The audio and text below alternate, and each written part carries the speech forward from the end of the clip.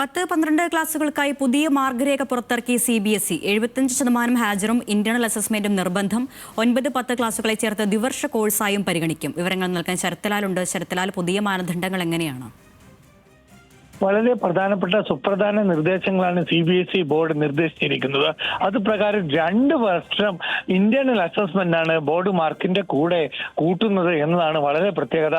അതുപോലെ തന്നെ 75% ആണ് ഹാജർ നില. അതിൽ നിന്ന് ഹാജർ നില ഇല്ലെങ്കിൽ അവരെ കാരണം കമ്പൽസറി ഫെയിലർ ആയിട്ടുള്ള പരിഗണിക്കുമെന്നും നിർദ്ദേശമുണ്ട്. ഏതായാലും 70% ഹാജർ നിലയും അതുപോലെ തന്നെ 2 വർഷത്തെ ഇന്റേണൽ അസസ്മെന്റും അധ്യാപകരുടെ ഇന്ത്യൻ അസസ്മെന്റ് വേണ്ടി ഈ ബോർഡ് എക്സാമിനിൽ ബാധകമാക്കുന്നു എന്നതാണ് വളരെ പ്രധാനപ്പെട്ട നിർദ്ദേശം. അതുപോലെ തന്നെ ഈ പാറ്റേൺ തന്നെ പൂർണ്ണമായും മാറ്റിയിട്ടുണ്ട്. പരീക്ഷാ പാറ്റേൺ, അതായത് പരീക്ഷാ പാറ്റേൺ 50% ചോദ്യോത്തരങ്ങളും 20% അതുപോലെ പിന്നെ 1-to-1 ആൻസേഴ്സുമായി മാറ്റിയിട്ടുണ്ട്. ഇതൊക്കെ ഒരു സമൂല പരിവർത്തനമാണ് CBSE ഇക്കാര്യത്തിൽ വരുത്തിയിരിക്കുന്നത്.